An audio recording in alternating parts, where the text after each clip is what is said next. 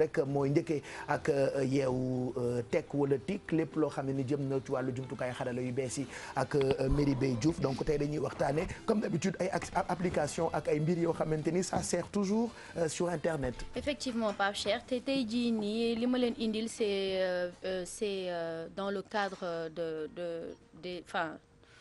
dans le cadre de l'école parce que ñëpp xam nañ que ne actuellement le Sénégal fait partie des pays yoo xamante ne nii la baisse de niveau est devenue manifeste depuis quelques années ñi ñëpp ñu ngi koy tudd donc pour ñu bëre cela est dû à cause des grèves yu nga xamante ne noté nañ ko chez les enseignants du public pour ñeneen ñi c'est l'utilisation abusive des réseaux sociaux donc si problématique boobu la ñu toog pour créer benn programme e-ambassadeur boo xamante ne nii ça met à la disposition des élèves une plateforme communautaire qui s'appelle Actuscola dans le but de développer l'entraide scolaire donc ñu dem seetaan vidéo bi après ñu ñëw gën a dugg ci explication yi.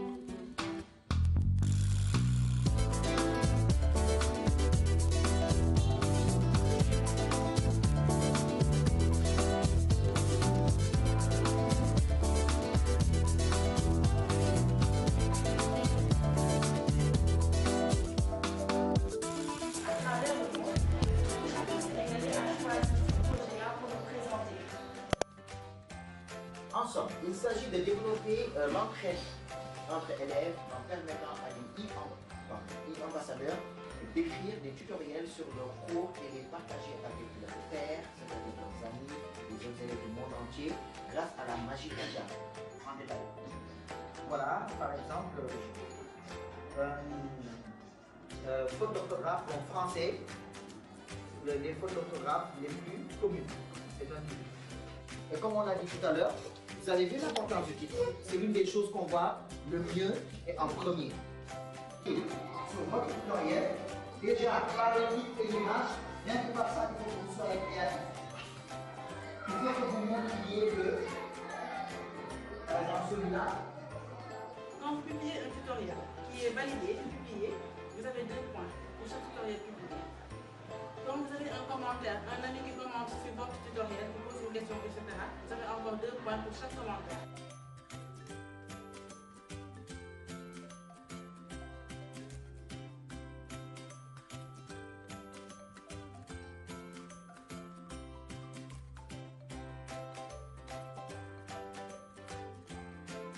Alors bonjour, moi c'est Ndeye Awa Kane, je suis ici élève au lycée Seydina Moulay en terminale L2.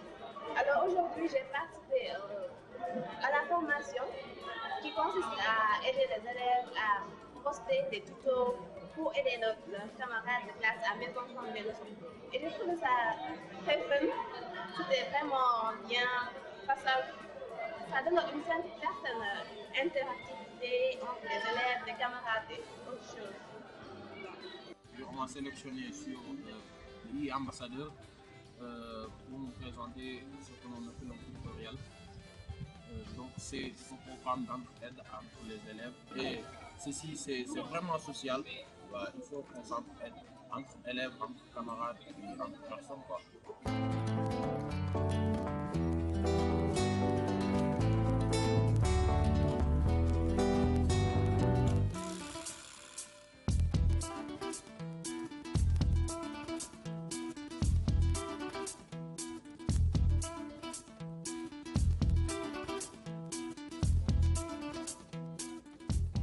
voilà plateforme la boo xamante ni mën na servir xale yi nekk école ci seen ay répétition ci seen ay révision yooyu. Effectivement programme ambassadeur en fait xam nga avant dañ doon def groupe de travail pour réviser donc léegi loolu la ñu jël def ko transformer ko de manière technologique donc comment ça marche c'est que tout élève peut s'y inscrire et être un ambassadeur. Un e-ambassadeur donc pour représenter camarades mi sur la plateforme léegi moom mission am ce sera de favoriser une culture de partage des connaissances en ligne entre apprenants c'est-à-dire entre élèves ñoom la ñuy jàppale l'utilisation des réseaux sociaux et surtout élèves yi ci boppam ñoom ñooy produire des contenus locaux c'est-à-dire benn élève bu ay par exemple maths wala chimie ay si moom mooy produire benn contenu benn tutoriel boo xamante ne mën na permettre à moroomam mi ñu jàng mais comme ay élèves lañu ces e-ambassadeurs-là sont encadrés par des enseignants.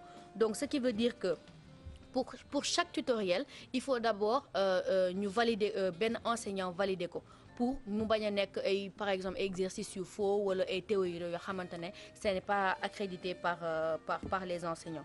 Donc tey jii nii Pape Cheikh loolu la ñu leen indiloon comme quoi pour wane que ne même au niveau de la technologie aussi niveau scolaire dans le cadre plutôt scolaire ñu ngi essayer tamit di bay seen wax pour dimbali élèves yi nga xamante ne amuñu chance peut-être am répétiteur à la maison ou bien intégrer ay groupe de travail ñu intégrer plateforme communautaire yi tout en apprenant aussi aux élèves yoo xamante ne ñoom mën nañu seen domaine ñu partager seen connaissance jàngale ñoom tamit pour mën a permettre à leurs camarades d'évoluer comme eux. Et puis comme ils disent ñoom xale yi internet c'est pas que pour jàppiser. Exactement amul que ay mauvais côté am na ay bon côté alaaji Google bi Mbaye il faut ngeen miin ko si vous avez envie d'avoir ay xam-xam ci wàllu histoire wala cours yi ngeen di def. N'hésitez pas même si application bu amul wala plateforme il y a toujours possibilité avec internet.